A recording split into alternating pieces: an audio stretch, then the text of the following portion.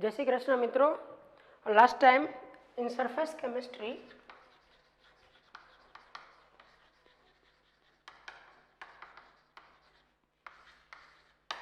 we can discuss about the properties of colloidal solution, in which we can say that we can discuss four types of properties colloidal for the colloidal solution, in which we can start the first property, which is colligative property, and we can compare the colligative properties of colloidal solution with true solution, and we can say that all colligative properties of colloidal solution is less than true solution, because in true solutions there are more particles are present for the same concentration for both, and we can say that all colligative properties are more in true solutions than colloidal solutions. Now we can start with the new property, and which is optical property,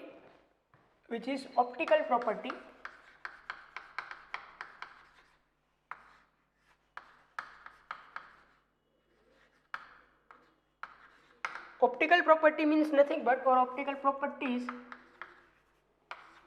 is nothing but, it is known as Tyndall effect. Tyndall effect.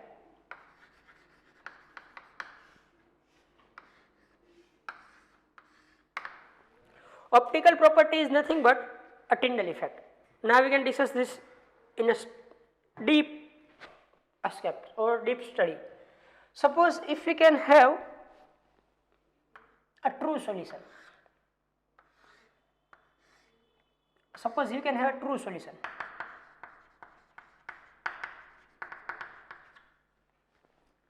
And we can pass the light rays, that is a source of light source,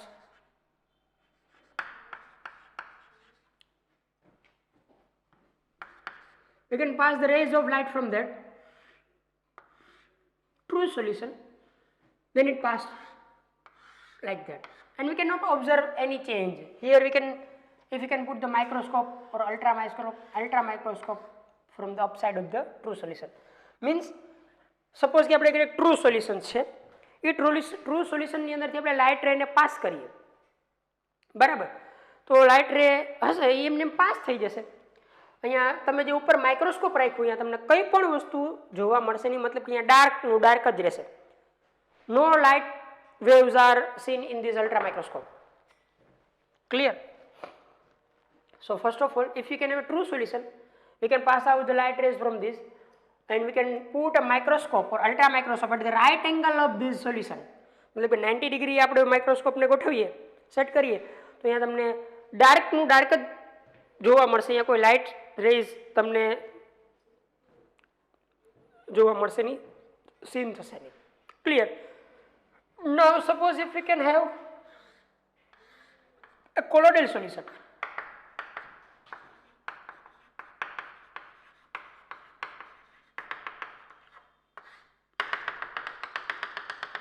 આમાં છે જ particle, પણ એટલા બધા બારીક છે ને આપણે જોઈ નથી શકતા.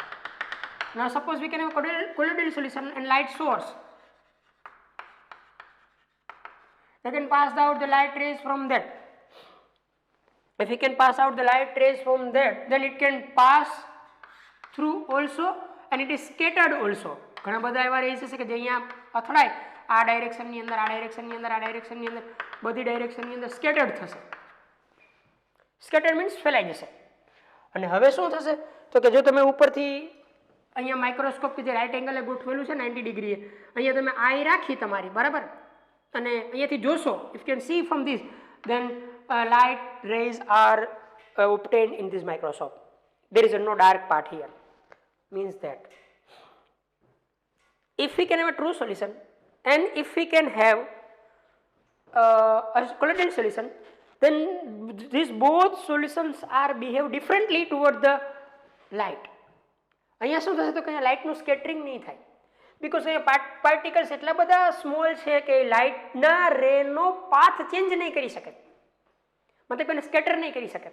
જ્યારે આની અંદર કોલોઇડલ પાર્ટિકલ્સ થોડાક મોટા છે સાઇઝની અંદર, જેથી કરીને શું કરશે, તો કે લાઇટ રે એની ઉપર જ્યારે ઇન્સિડન્ટ થશે ત્યારે એ પાર્ટિકલ્સ ઉપર ઇન્સિડન્ટ થાય એટલે એ થોડાક સાઇઝની અંદર બિગ હોવાથી, મોટા હોવાથી લાઇટ રેનું સ્કેટરિંગ કરી નાખશે ઓલ ડાયરેક્શનની અંદર. ઘણા rays up side, down side, left, right, up, down, whatever scatter થશે, જેથી કરીને અહીંયા માઇક્રોસ્કોપની અંદર તમને લાઇટ રેઝ જોવા મળશે, ડાર્કનું ડાર્ક રહેશે નહીં. So we can say that there is a different behavior towards the light rays of both the solution, and this phenomena is given by Zygmundi in 1903. book ની અંદર આ લાસ્ટમાં આપ્યું પણ સ્ટાર્ટ અહીંયાથી થાય. Zygmundi is the scientist which give this phenomena. Zygmundi A first time આવો experiment કર્યો હતો. It can distribute the colloidal solution and true solution with the help of this type of arrangement. Yes, હવે ક્યારે એવો question આવે, how we can distribute the true solution and colloidal solution primary, then the first answer is Tyndall effect. Tyndall effect separate the both, because true solution does not give the Tyndall effect. What is Tyndall effect we can discuss here, while colloidal solution give the Tyndall effect. So we can identify the solution, it is true or colloidal primary with the help of Tyndall effect, with the help of Tyndall effect. Clear? So હવે શું તો કે સાયન્ટિસ્ટો એવા હતા કે ભાઈ જો homogeneous system લેવામાં આવે, હવે એનું એક્સપ્લેનેશન કરવામાં આવ્યું. It is homogeneous system.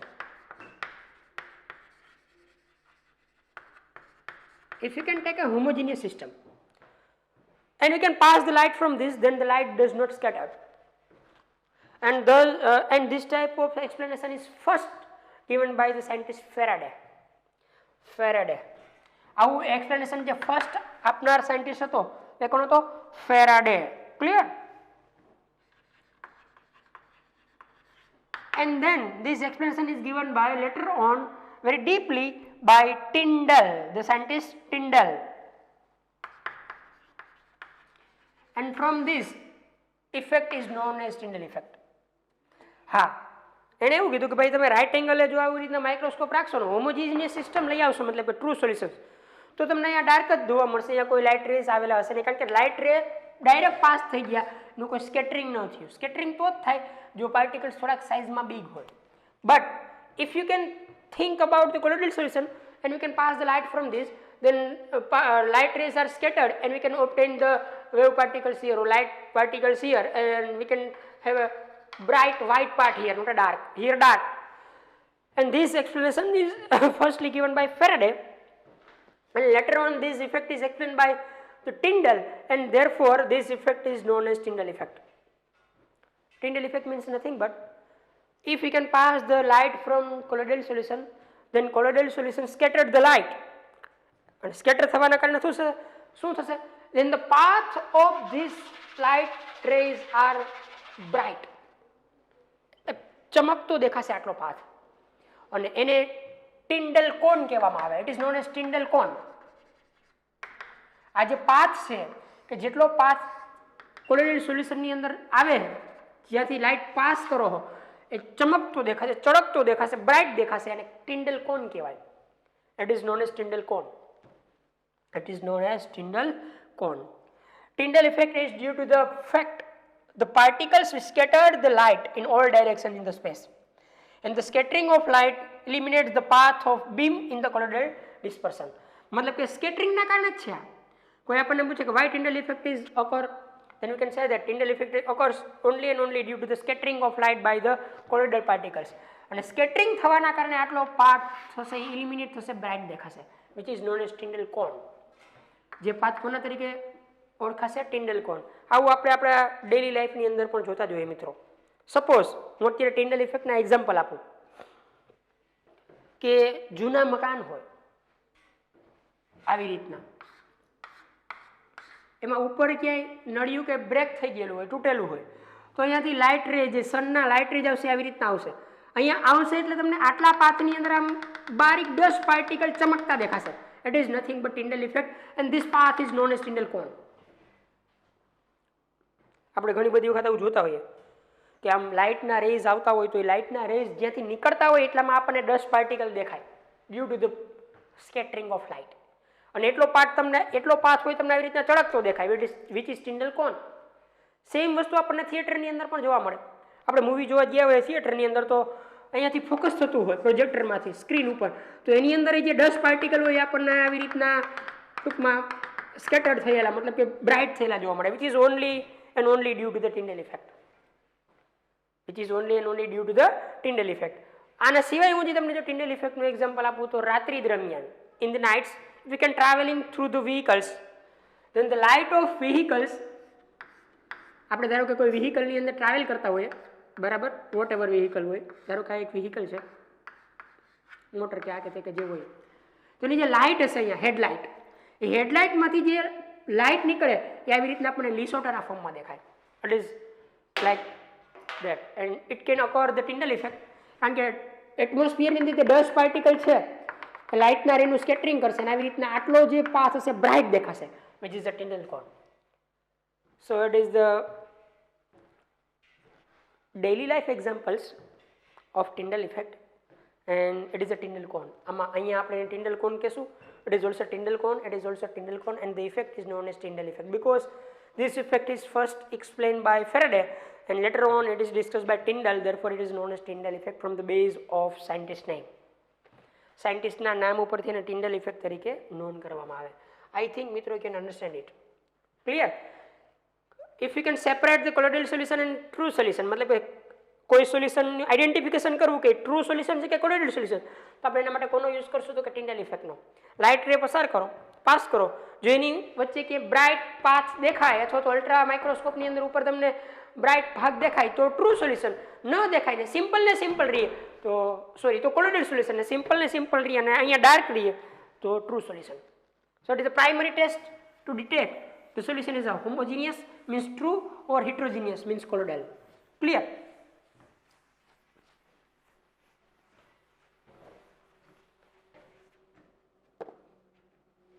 Now we can think about some important features or conditions for the Tyndall effect.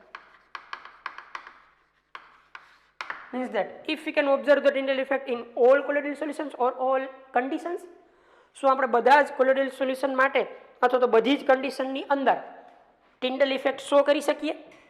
નહીં મિત્રો. If the colloidal solution satisfies the following condition, then we can show the Tyndall effect. First is that if we can think about the diameter of dispersed particles, if we can think about the diameter of dispersed particles or phase, then it is not too small as compared to the wavelength of the light used. Is not too small as compared to the wavelength of light used. તમે જે light use કરો એ wavelength હોય એની જે એ wavelength કરતાં જે પાર્ટિકલ્સની size છે, diameter છે, નાનો ન હોવો જોઈએ. મતલબ આ કે આ પાર્ટિકલ્સ છે તો એનો ડાયામીટર છે, આ ડાયામીટર વેવલેન્થ કરતાં નાનો ન હોવો જોઈએ. તમે જે લાઇટ યુઝ કરો એ વેવલેન્થથી બહુ નાનો હોવો જોઈએ નહીં, કમ્પેરેબલ હોવો જોઈએ. જો નાની સાઇઝ હોય તો ટ્રુ સોલ્યુશનના રેન્જમાં ફોલ થાય ને તો આપણે Tyndall ઇફેક્ટ શો થાય નહીં. First condition you can understand it clear. Diameter of dispersed particles or dispersed phase is not too small as compared to the wavelength of light which you can use for the Tyndall effect. And the second is that refractive indices. Refractive indices of dispersed phase and dispersed medium differ greatly in the magnitude.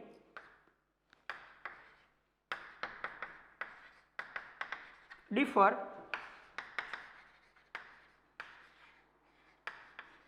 greatly in the magnitude.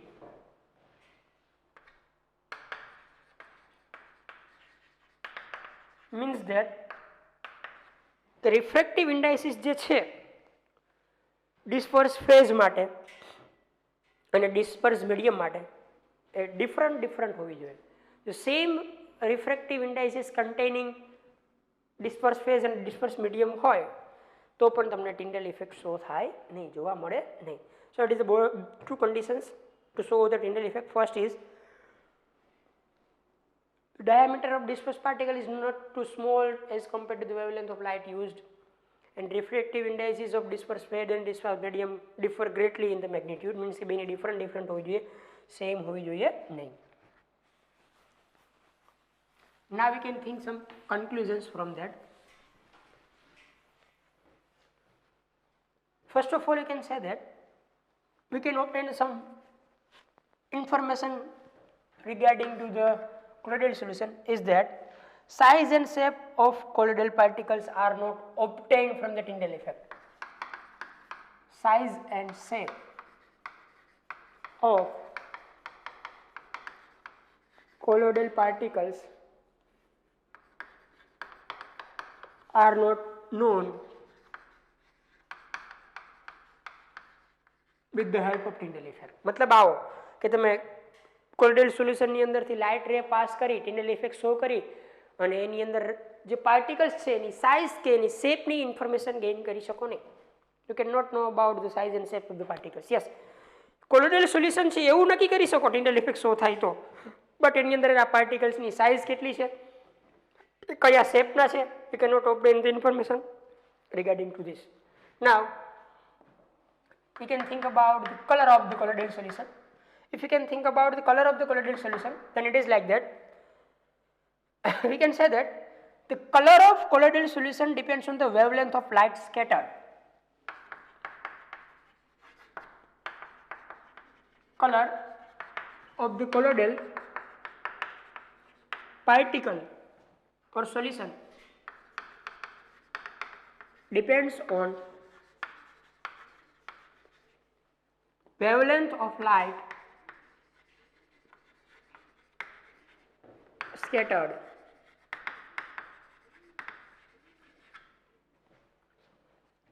by the dispersed particle or by the colloidal particles. Dispersed particle मतलब આ કે તમે કોલોઇડલ solutions લીધું તો એ કોલોઇડલ solution કેવા કલરનું દેખાશે એ depend કરે કે તે લાઇટ જે સ્કેટર્ડ થયા સ્કેટર્ડ લાઇટ એની વેવલેન્થ કેટલી છે. Scatter light ઉપર depend કરે. First of all, the color of the colloidal solution depends on wavelength of light scattered by the particles or colloidal solution. Colloidal dispersion phase. The second, it depends on the પછી wavelength of light કોની પર depend કરે તો wavelength of light further depends on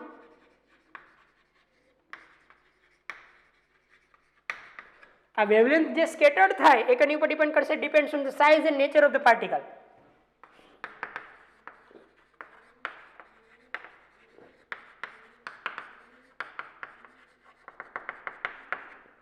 આની અંદર કયા particles છે એના નેચર ઉપર ડિપેન્ડ કરશે અને એની સાઇઝ કેટલી છે એની પર ડિપેન્ડ કરશે. Yes, how it depends on size. If the size of particle is small then the wavelength is small. Size of particle is small then wavelength is small. Remember that. If the size of the particle is small, then the wavelength of scattered light is small. So we can remember it. First of all, you can say that color of colloidal solution depends on the scattered light or wavelength of scattered light. Wavelength of scattered light it depends on the size of the particles and nature of the particles. मतलब કે આની અંદર જે particles present છે એના nature ઉપર depend કરે. મતલબ કે જીલેટિનના પાર્ટિકલ્સ છે કે પ્રોટીનના છે કે વોટેવર કયા છે એની પર ડિપેન્ડ કરે, પ્લસ એની સાઇઝ કેટલી છે એની પર ડિપેન્ડ કરે. સાઇઝ સ્લો હશે લો હશે તો વેવલેન્થ પણ લો હશે સ્મોલ હશે. ક્લિયર? એન્ડ નેક્સ્ટ હજી પણ ડિપેન્ડ કરે કલર ઓફ ધ સોલ્યુશન.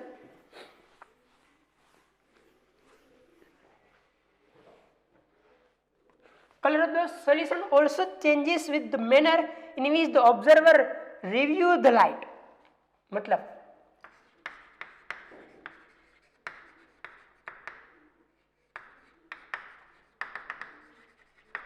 આ જે સ્કેટરિંગ લાઇટ છે એને તમે કઈ સાઇડથી જુઓ હો એની પર પણ ડિપેન્ડ કરે.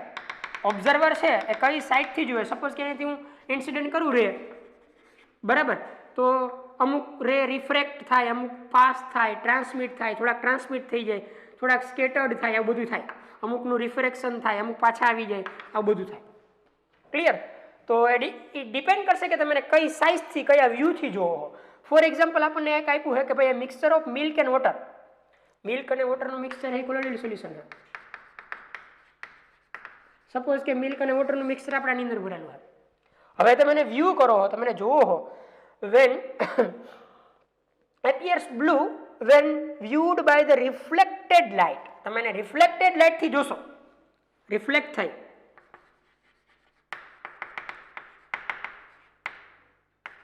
તો તમને બ્લુ દેખાશે. મિલ્ક અને વોટરનું જે કોલોઇડલ સોલ્યુશન છે એને તમે રિફ્લેક્ટેડ લાઇટ બાજુથી જોશો તો તમને બ્લુ દેખાશે.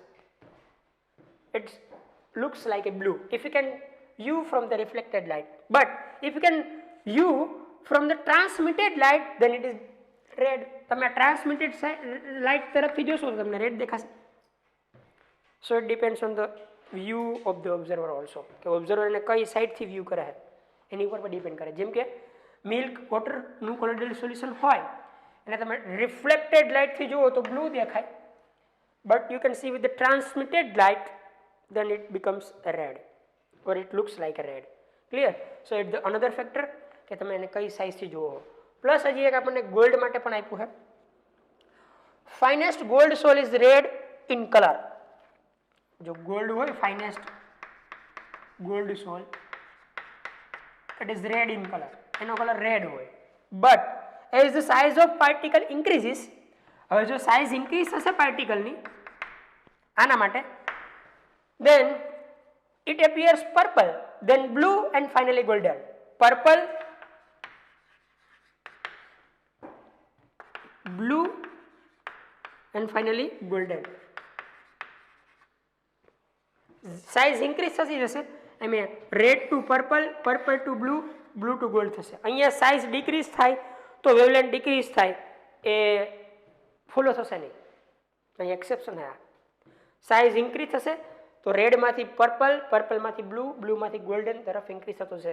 જો નાનામાં નાનો પાર્ટિકલ્સ હશે તો રેડ દેખાશે ગોલ્ડનો, સેજ વધશે સાઇઝ તો પર્પલ, એનાથી પાર્ટિકલની સાઇઝ વધશે તો બ્લુ, એનાથી પણ પાર્ટિકલની સાઇઝ મોટી થશે તો એ આપણને પછી કેવો દેખાવા મળશે મિત્રો? Golden. So it is the Tyndall effect. What is the Tyndall effect? The scattering of light by the colloidal particles is known as Tyndall effect, and due to the Tyndall effect colloidal solutions are becomes a bright. જ્યાંથી light પસાર થશે કોલોઇડલ સોલ્યુશનમાં એટલો ભાગ, ધારો કે આટલા ભાગમાંથી લાઇટ પસાર થાય તો આટલો ભાગ બ્રાઇટ થઈ જશે, ચળકતો દેખાશે, એને ટિન્ડલ કોન કહેવાય. Clear? And what is the conditions, vote is the depending factors which you can discuss here, અને એના ઉપરથી આપણને જે ઇન્ફોર્મેશન ગેઇન થઈ એ પણ આવી રીતના આપણે ડિસ્કસ કરી શકીએ. સો મિત્રો ખૂબ જ અગત્યની અને ઇમ્પોર્ટન્ટ ઇફેક્ટ ટિન્ડલ ઇફેક્ટ. ટીક કરજો આની ઉપર. ગુજરાત બોર્ડની અંદર અથવા તો કોમ્પિટિટિવ એક્ઝામની અંદર આમાંથી એમસીક્યુઝ આવવાની પોસિબિલિટી મેક્સિમમ. પ્રાઇમરીલી જો આપણે કોઈ સેપરેટ કરવું હોય ટ્રુ સોલ્યુશનને અથવા તો કોલોઇડલને, કે આ જે પડ્યું એ સોલ્યુશન ટ્રુ છે કે કોલોઇડલ, તો આપણે ટિન્ડલ ઇફેક્ટ કરવાની, મતલબ કે એ સોલ્યુશનને ડાર્કમાં રાખી, સોલ્યુશનને ડાર્ક રૂમમાં રાખી એમાંથી લાઇટ રે પાસ કરવાના. જો ચળકતો ભાગ દેખાય તો કોલોઇડલ સોલ્યુશન હોય, ન દેખાય તો ટ્રુ સોલ્યુશન હોય. ક્લિયર? અથવા તો ઉપર માઇક્રોસ્કોપ રાખવાનું, માઇક્રોસ્કોપ ડાર્કનું ડાર્ક રીએ તો ટ્રુ સોલ્યુશન, બ્રાઇટ ભાગ દેખાવા માંડે તો colloidal solution. Clear? So it is the second optical property. Now we can think about the third mechanical property.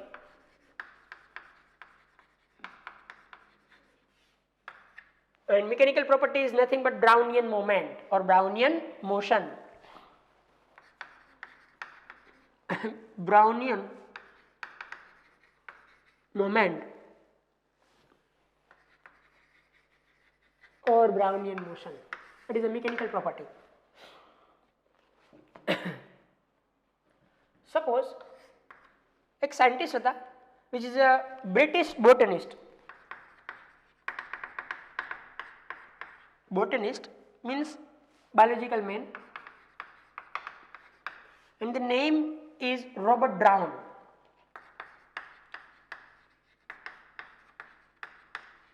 That is the name of scientist or British botanist. It made the experiment or observation like that, and water ની અંદર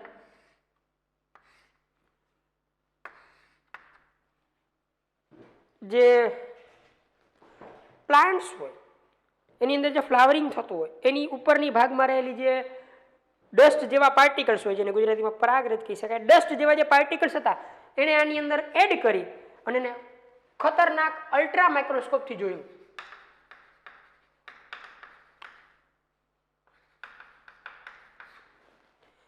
એને કંઈ ન કર્યું, કોલોઇડલ particle લીધા which is obtained from the plants, એને વોટરની અંદર dissolve કર્યા, મતલબ કે નાખ્યા, પછી એને પાવરફુલ અલ્ટ્રા માઇક્રોસ્કોપથી એની અંદર વ્યૂ કર્યું, જોયું. તો it shows that when colloidal solutions are viewed under powerful ultra microscope, the colloidal particles appear to be start a continuous and zigzag motion in all field or view, which is first observed by the Robert Brown. Therefore, it is known as Brownian motion. Yes. એને view કર્યું તો શું થયું? તો કે આની અંદર જે કોલોઇડલ પાર્ટિકલ્સ હતા કન્ટિન્યુઅસલી આવી રીતના ઝિગઝેગ મોશન કરતા હતા, કોઈ એક પર્ટિક્યુલર પ્લેસ ઉપર સ્ટેબલ નહોતા. આવી રીતના કોઈ એક પાર્ટિકલ હોય તો અહીંયા જાય, ફરીથી અહીંયાથી અથડાય, આ બાજુ આવે, આવી રીતના આમ કન્ટિન્યુઅસલી એ મૂવમેન્ટ કરતા હતા. યસ, અને એની મૂવમેન્ટ સ્ટ્રેટ લાઇનમાં હતી, અથડાય પછી વળતા હતા, એવું નહીં કે આવી રીતના આમ સ્ટ્રેટ લાઇનની અંદર મૂવમેન્ટ કરતા હતા, કન્ટિન્યુઅસલી ઝિગઝેગ મોશનમાં હતા. આ જે મોશન હતી એ ફર્સ્ટલી રોબર્ટ બ્રાઉને ઓબ્ઝર્વ કરેલી હોવાથી આ ઇફેક્ટને બ્રાઉનિયન મૂવમેન્ટ કહેવાય. The movement of colloidal particles in a solution is a continuous and in a zigzag manner and in all directions. બધી ડાયરેક્શનની અંદર એ zigzag મોશનની અંદર જે મૂવમેન્ટ કરતા હતા એ મૂવમેન્ટને કોના તરીકે ઓબ્ઝર્વ કરવામાં આવ્યું, કોના દ્વારા ઓબ્ઝર્વ કરવામાં આવ્યું? તો કે Robert Brown, and it is known as Brownian motion. It is known as Brownian motion. Yes. Now you can think about the Brownian motion. What is Brownian motion? Complete ખબર પડી ગઈ? If we think we can think about the colloidal solution, you can see with the help of powerful ultra microscope, then the observation is like that the colloidal particles are continuously, એમ નહીં કે અહીંયાથી ભાગે પછી અહીંયા અથડાય પછી થોડીક વાર ઊભું રહે પછી એમ નહીં, કન્ટિન્યુઅસલી આવી રીતના zigzag motion કરતા હતા. And this type of continuously zigzag motion is observed by Robert Brown. Therefore, it is known as Brownian motion. Therefore, it is known as Brownian motion. If you can think about the factors or analysis of Brownian motion, then we can say that Brownian movement has been explained to be due to the unbalanced bombardment of the particles by the molecules of the dispersion medium. मतलब આ કે એક particles બીજા particles તરફ જે bombardment કરે, attack કરે, એના કારણે એ અથડાય, ફરીથી આ બાજુ આવે, આવી રીતના જાય, એના કારણે બ્રાઉનિયન મોશન આપણને જોવા મળે છે. Clear? And if we can think about the motion of the particles, then we can say that the motion is independent of the nature of the colloid but depends on the size of the particles and viscosity of the medium. આ જે particle motion કરે બરાબર એ કોનાથી independent છે? તો કે independent of the nature of the colloid. એ કોલોઇડના નેચરથી ઇન્ડિપેન્ડન્ટ છે.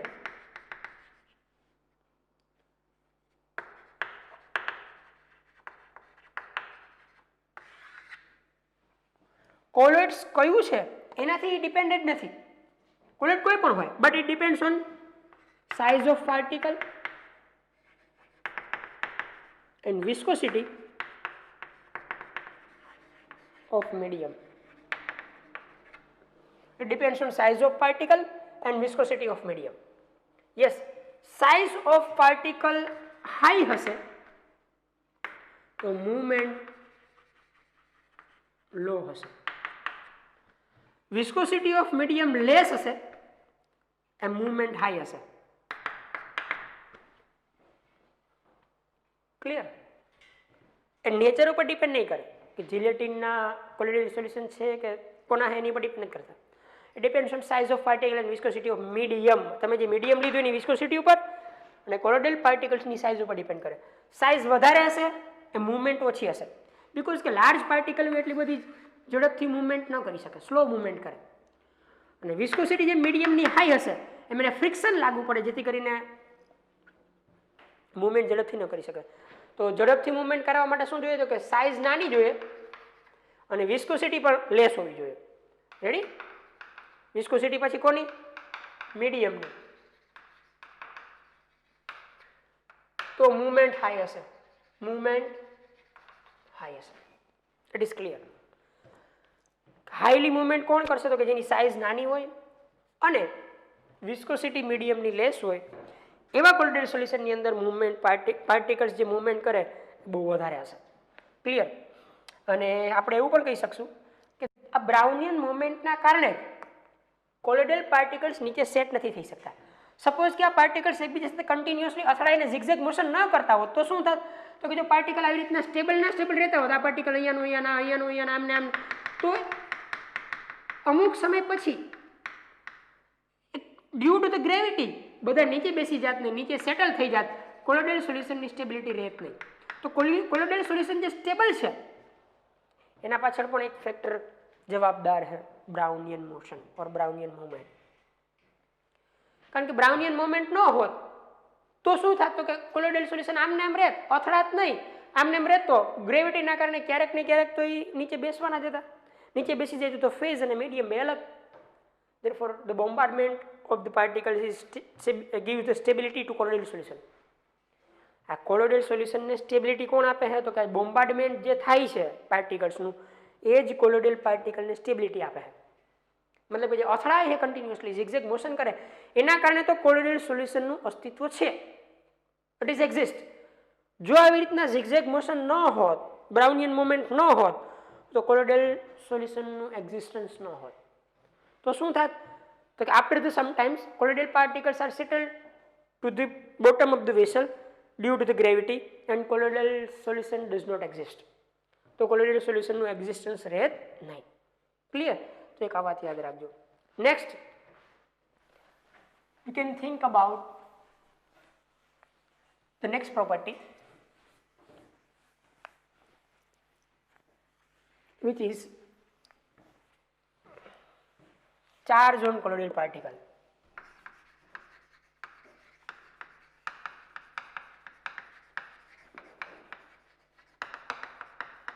Charge on colloidal particles. The next point and very important point. Charge on colloidal particles. Yes, that is very important. Take it because from this competitive exams one or more questions are asked so many times. First of all, we can say that colloidal particles always carry an electric charge. Colloidal particles always carry an electrical charge.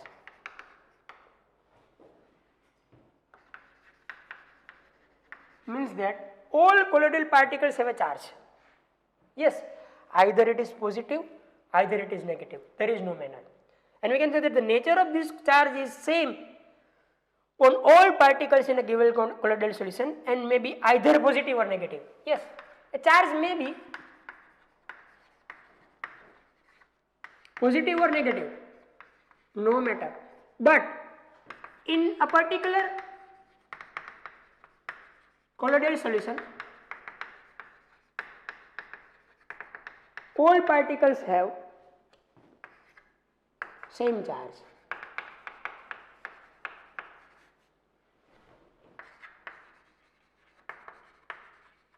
એનો મતલબ આ થયો, suppose if we can have a particular colloidal solution like that,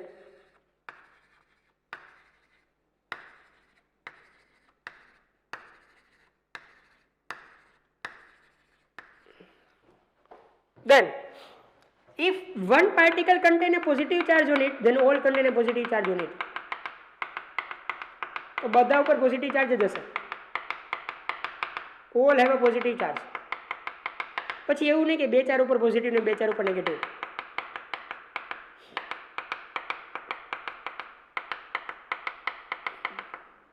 આવી રીતના all have a positive charge and it also gives the stability to colloidal solution. આના કારણે પણ colloidal solution stable છે, મતલબ કે પાર્ટિકલ્સ નીચે નથી બેસી જતા. કારણ કે આ પાર્ટિકલ જો આની બાજુમાં જવાનો પ્રયત્ન કરે તો સેમ ચાર્જ વચ્ચે રિપલ્શન થવાના કારણે ફરીથી દૂર વયો જાય, નજીક આવી અને મોટો પાર્ટિકલ્સ બનવાની કોઈ પોસિબિલિટી રહેતી નથી. નહીતર એવું થાય કે આ પાર્ટિકલ્સની બાજુમાં બીજો પાર્ટિકલ્સ આવે, એની બાજુમાં ત્રીજો આવે, હવે એનું વેઇટ વધી જાય ડ્યુ ટુ ધ ગ્રેવિટી નીચે સેટલ થઈ જાય, પણ એવું થશે નહીં, કારણ કે સેમ ચાર્જ વાળા પાર્ટિકલ્સ રિપલ્સ થશે. પછી આ જ વસ્તુ આવી રીતના હોય, ધારો કે કોઈ પાર્ટિકલ્સ હોય કોલોઇડલ અને એની ઉપર નેગેટિવ ચાર્જ હોય તો બધા ઉપર નેગેટિવ જ હોય.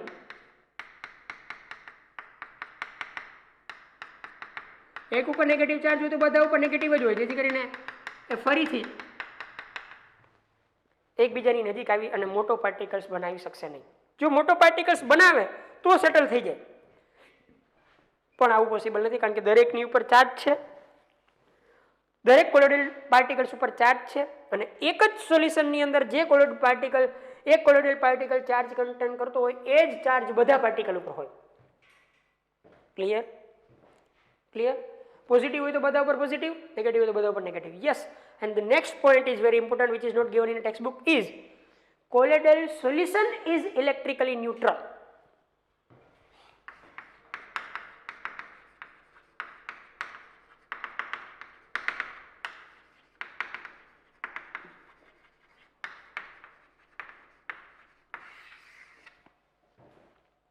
પાર્ટિકલ્સ ઉપર ચાર્જ છે, સેમ વસ્તુ મીડિયમમાં પણ ચાર્જ હશે થોડો. આનો અંદર જે મીડિયમ છે એમાં પણ ચાર્જ હશે, પોઝિટિવ કે નેગેટિવ ચાર્જ. તો ઇલેક્ટ્રિકલી ટોટલ સોલ્યુશન છે એ તો ન્યુટ્રલ જ છે, ટોટલ સોલ્યુશન ન્યુટ્રલ છે, પણ પાર્ટિકલ્સ ઉપર ચાર્જ છે. કયો ચાર્જ છે? તો કે જો પોઝિટિવ ચાર્જ હોય તો બધા ઉપર પોઝિટિવ ચાર્જ, નેગેટિવ ચાર્જ હોય તો બધા ઉપર negative charge, but colloidal solution is electrically neutral. આખે આખું સોલ્યુશન ઇલેક્ટ્રિકલી ન્યુટ્રલ છે કારણ કે સપોઝ કે આની ઉપર પોઝિટિવ ચાર્જ છે તો સામેની સાઈડ મીડિયમ પણ છે તો મીડિયમમાં નેગેટિવ ચાર્જ હશે, જેટલો પોઝિટિવ ચાર્જ આમાં હશે એટલો જ નેગેટિવ ચાર્જ મીડિયમમાં હશે, જે આપણે આગળ સ્ટડી કરશું ફર્ધર. પણ આ યાદ રાખજો કે કોલોઇડલ પાર્ટિકલ્સ ઉપર ચાર્જ છે અને એમાં એક જ કોલોઇડલ સોલ્યુશન ઉપર એક પાર્ટિકલ ઉપર જે ચાર્જ હોય એ જ ચાર્જ બધા પાર્ટિકલ્સ ઉપર હોય, બટ ટોટલી સોલ્યુશન છે જે આખે આખું ઇલેક્ટ્રિકલી ન્યુટ્રલ છે because of the opposite charge is present in the dispersion medium. Clear? And this charge on the particles gives the stability to colloidal solution. આ પાર્ટિકલની ઉપર જે ચાર્જ છે એ કોલોઇડલ પાર્ટિકલને સ્ટેબિલિટી આપે કારણ કે સેમ ચાર્જના કારણે રિપલ્શન કરશે, રિપલ્શનના કારણે એ સ્મોલ પાર્ટિકલ્સ એકબીજાની સાથે એગ્રીગેટ નહીં થઈ શકે, એગ્રીગેટ થશે તો બિગ પાર્ટિકલ થશે ને બિગ પાર્ટિકલ થશે તો નીચે બેસશે, નીચે બેસશે તો કોલોઇડલ સોલ્યુશનનું એક્ઝિસ્ટન્સ રહેશે નહીં. આવું પોસિબલ નથી. Clear? Now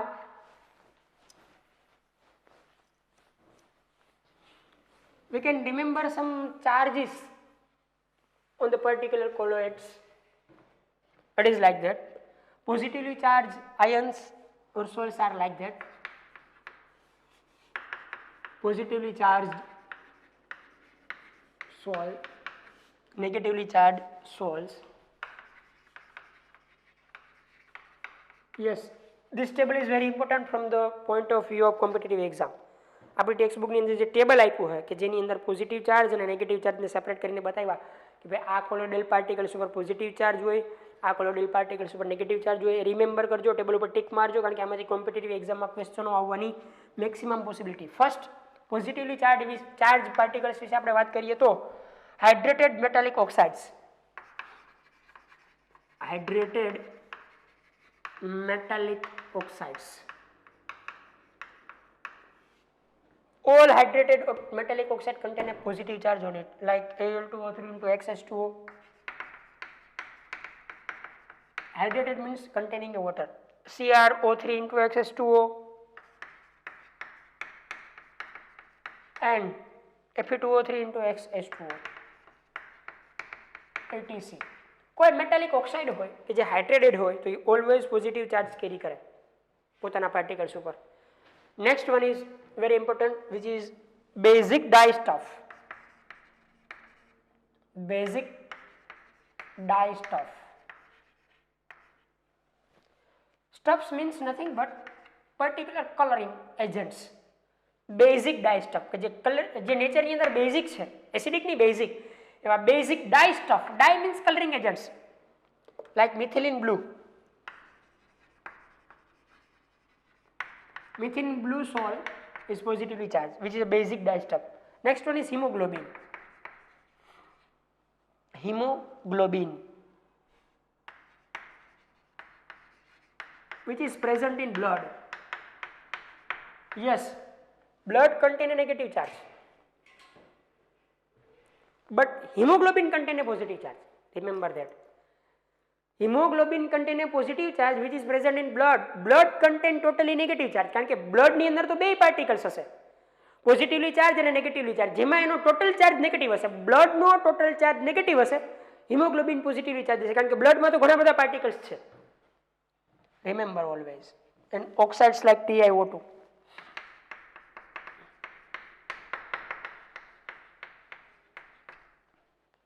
Next, metals like copper, silver and gold.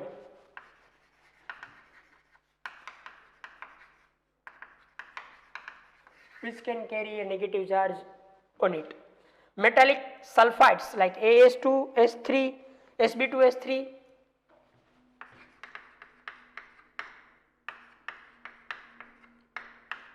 CDS, etc.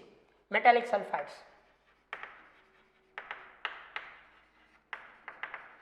Which all carry negative charge. As2S3, Sb2S3, CDS salts, whatever. Acidic dyestuffs like eosin, Congo red.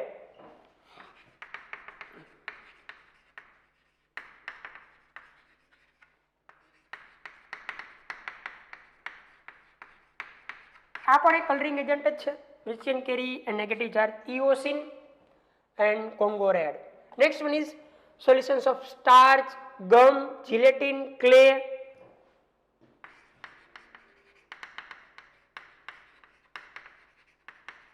Starch, cellulose, gum, gelatin,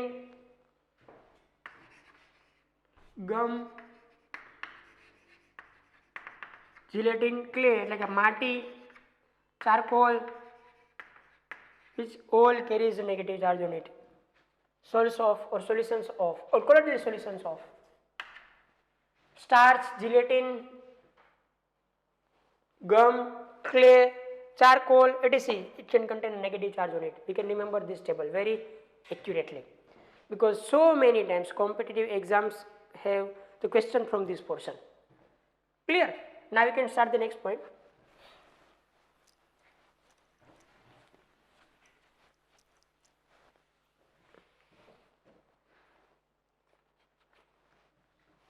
If anyone can say that why a colloidal particles acquire or contain a charge.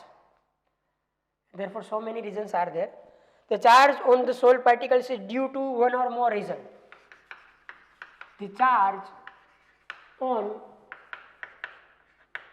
colloidal particles is due to one or more reason.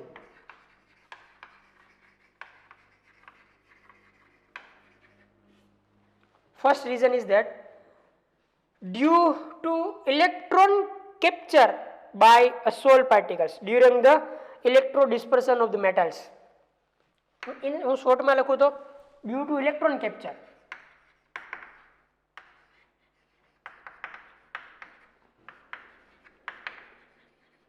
मतलब કે metal particles જ્યારે હોય તો metal પાર્ટિકલ્સને જ્યારે તોડવામાં આવે electro ડિસ્પર્શન કરવામાં આવે. આપણે જોયું હતું ને કે મેટલના પાર્ટિકલનું કોલોઇડલ સોલ્યુશન બનાવવા માટે એને તોડવા પડે first.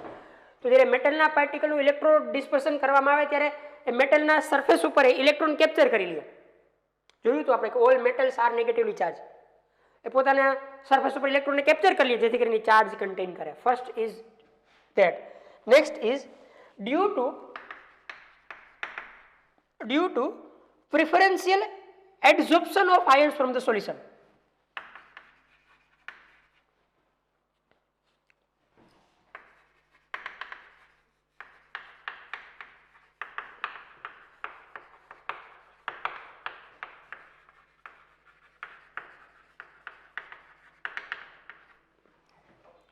Clear?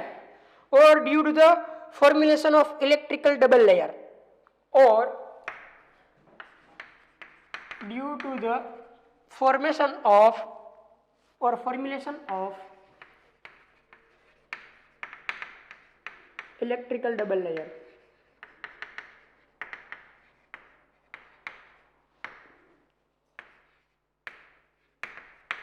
Which is explained on later. Electrical double layer એટલે શું આપણે આગળની થિયરીમાં એક્સપ્લેન કરશું. એક આ due to the preferential adsorption of the ions from the solution. Suppose કે આ સોલ્યુશનની અંદર આયન્સ પણ પ્રેઝન્ટ છે અત્યારે અને કોલોઇડલ પાર્ટિકલ્સ પણ પ્રેઝન્ટ છે. તો કોલોઇડલ પાર્ટિકલની સરફેસ ઉપર કોઈ એક પ્રિફરન્શિયલ એટલે કે કોઈ એક પર્ટિક્યુલર આયન એબ્ઝોર્બ થઈ જાય તો પણ એની પર ચાર્જ આવે. સપોઝ કે FeOH થ્રાઇસ હતો તો FeOH થ્રાઇસની સરફેસ ઉપર Fe+3 એબ્ઝોર્બ થતો હતો એટલે એની ઉપર પોઝિટિવલી ચાર્જ આવે હાઇડ્રોક્સાઇડ ઉપર. સમજો ને કે FeOH થ્રાઇસ ઉપર Fe+3 એબ્ઝોર્બ થતો જેથી કરીને આ કોલોઇડલ પાર્ટિકલ આપણે પોઝિટિવ ચાર્જ છે એવું લખતા હતા in the peptization method. Clear? Now we can explain how a colloidal particle acquire a charge on its surface. First of all, the solid particles acquire a positive or negative charge by preferential adsorption of positive and negative ions. When two or more ions are present in a dispersion medium, preferential adsorption of the ion common to the colloidal particles usually takes place. This can be explained by the taking following examples. આપણે સમજીએ. Suppose we can have two solutions. First one is silver nitrate, AgNO3. And second one is Ki, potassium iodide.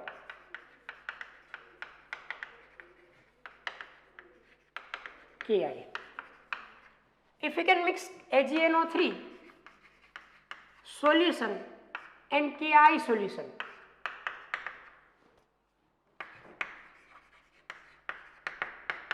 then it can give the precipitates of AgI. Confirm. Plus કઈ વસ્તુ generate થશે? KNO3. એટલે કે હવે suppose કે આ સોલ્યુશનને હું આમાં એડ કરું અથવા તો હું આ સોલ્યુશનને આમાં એડ કરું તો આપણને AgI ના પ્રેસિપિટેટ મળશે. મતલબ કે ઇટ ઇઝ અ સોલ્ટ. હવે આની પર કયો ચાર્જ લાગશે એ કોની પર ડિપેન્ડ કરે. સપોઝ કે આનું કોન્સન્ટ્રેશન અત્યારે જો બુકની અંદર જેવી રીતના લખ્યું એવી રીતના, પણ આમાંથી કોમ્પિટિટિવ એક્ઝામમાં ક્વેશ્ચન આવે છે. સપોઝ કે આનું કોન્સન્ટ્રેશન અત્યારે મેં 1 મોલારિટી રાખ્યું અને આનું કોન્સન્ટ્રેશન સપોઝ કે અત્યારે મેં 2 મોલારિટી રાખ્યું. મતલબ એવો થયો કે 1 મોલારિટીની રિએક્શન થશે તો એક્સેસ કોણ પડ્યું રહેશે આની અંદર? તો કે એક્સેસ K પ્લસ પડ્યો રહેશે અને એક્સેસ I માઇનસ પડ્યો રહેશે, કારણ કે 2 મોલારિટી છે. સમજાય છે? તો હવે સોલ્યુશનની અંદર કયો પાર્ટિકલ્સ જનરેટ થયો? તો કે પાર્ટિકલ્સ તો આ જનરેટ થયો, એ કોણ છે? તો કે AgI છે.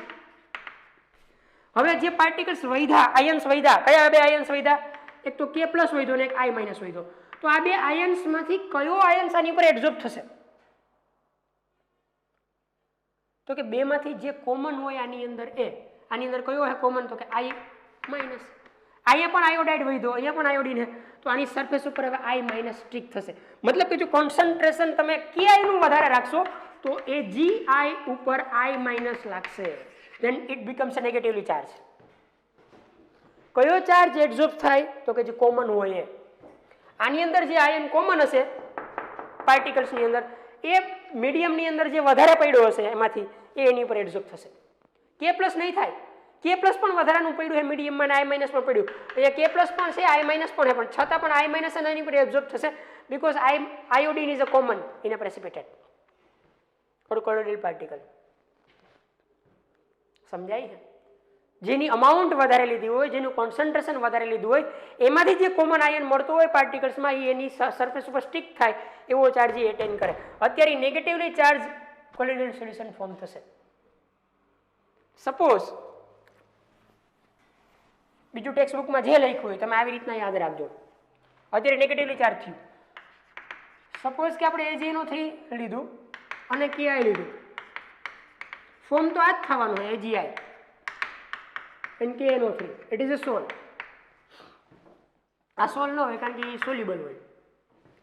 હવે સપોઝ કે મેં આનું કોન્સન્ટ્રેશન હાઈ લીધું 2 મોલારિટી, આનું લો લીધું, તો ઇક્વેશન 1 મોલની થઈ ગયા પછી કયા બે આયનો પડ્યા રહેશે સોલ્યુશનની અંદર? Ag પ્લસ અને NO3 માઇનસ, કારણ કે હવે એક્સેસ આ છે 1 મોલ પડ્યા રહેશે. તો હવે જે સોલ્યુશનની અંદર AgI ફોર્મ થયો એ AgI ઉપર Ag પ્લસ આયન એબ્ઝોર્બ થાય કે NO3 માઇનસ? તો કે Ag પ્લસ, બીકોઝ હવે કોમન કોણ છે? તો કે Ag. તો આની ઉપર અત્યારે કયો ચાર્જ લાગશે? તો કે AgI ઓબ્લિક Ag પ્લસ. હવે પોઝિટિવલી ચાર્જ સોલ્યુશન બનશે, sorry positively charge particles contain કરશે. આ યાદ રાખજો. પાર્ટિકલ્સ તો બેમાં AgI ના જ છે કોલોઇડલ, પણ જેનું કોન્સન્ટ્રેશન વધારે હોય એમાંથી જે આયન મળતો હોય અને એ આયન પાછો આ પ્રેસિપિટેટમાં કોમન હોય એનું એની ઉપર એડઝોર્પ્શન થાય એવો ચાર્જ એ એક્વાયર કરે. ક્લિયર? મતલબ કે જો તમે કોન્સન્ટ્રેશન Ki નું વધારે રાખશો AgNO3 અને Ki માં તો તમને નેગેટિવલી ચાર્જ પાર્ટિકલ મળશે. તમે AgNO3 નું કોન્સન્ટ્રેશન વધારે રાખશો તો પોઝિટિવલી ચાર્જ પાર્ટિકલ મળશે, કારણ કે અહીંયા પોઝિટિવ ચાર્જમાં એક્સેસ હોય એવું Ag+ પડ્યું હોય જે આમાં કોમન છે, NO3 આમાં નથી. જે આયન એક્સેસ પડ્યો એમાંથી આમાં જે હોય એની ઉપર એડઝોર્બ થાય. Clear? I think you can understand it. Then the next case is given like that. Complete?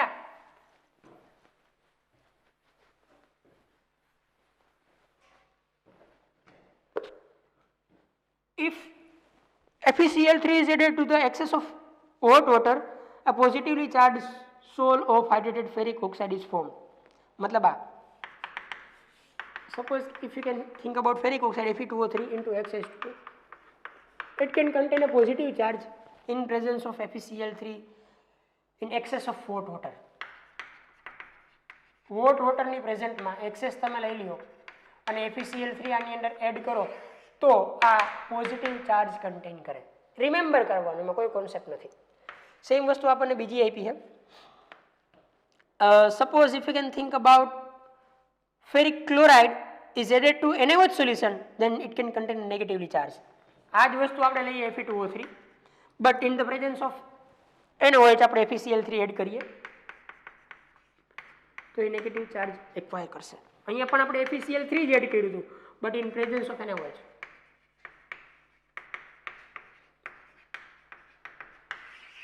તો નેગેટિવ ચાર્જ. હોટ વોટરની પ્રેઝન્ટની અંદર પોઝિટિવ ચાર્જ, FeCl3 એડ કરતા અને NaOH ની પ્રેઝન્સની અંદર નેગેટિવ ચાર્જ, હોટ વોટરમાં પોઝિટિવ ચાર્જ, NaOH ની પ્રેઝન્સમાં નેગેટિવ ચાર્જ એક્વાયર કરશે. ક્લિયર? તો all colloidal solution or colloidal particles contain a charge. Now from the next lecture we can start the next point, which is Helmholtz double layer. Here we can complete it. આટલો જે portion હતો મિત્રો એ કોલોઇડલ particle ઉપર charge છે એ હતો, છે તો કેવો છે, કોના કારણે ચાર્જ એક્વાયર કરે છે અને ચાર્જ છે તો કેવા ટાઈપના ચાર્જ હોઈ શકે એના વિશે આપણે ડિસ્કશન કરી. નેક્સ્ટ લેક્ચરની અંદર આપણે થોડુંક હજી વધારે ચાર્જ ઉપર ડિસ્કશન કરશું, જે એક પર્ટિક્યુલર પોઈન્ટ છે which is known as Helmholtz double layer or electrical double layer. So point number B જ્યાં પૂરો થાય ત્યાં સુધી આપણે રાખીએ have acquired positive negative charge. ત્યાંથી આપણે નેક્સ્ટ પોર્શન શરૂ કરશું which is known as electrical double layer or Gibbs Helmholtz double layer. તો મિત્રો આપણે આજે ટિન્ડલ ઇફેક્ટ સ્ટડી કરી, બ્રાઉનિયન મૂવમેન્ટ સ્ટડી કરી, કલર સ્ટડી કર્યા કોલોઇડલ સોલ્યુશનના, પછી આપણે સ્ટડી કરી ચાર્જ ઓન કોલોઇડલ પાર્ટિકલ્સ.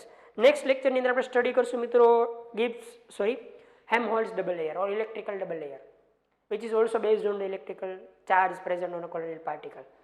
આજના માટે આટલું મિત્રો, પ્રેક્ટિસ કરતા રહેજો વધારે નેક્સ્ટ ટાઈમ.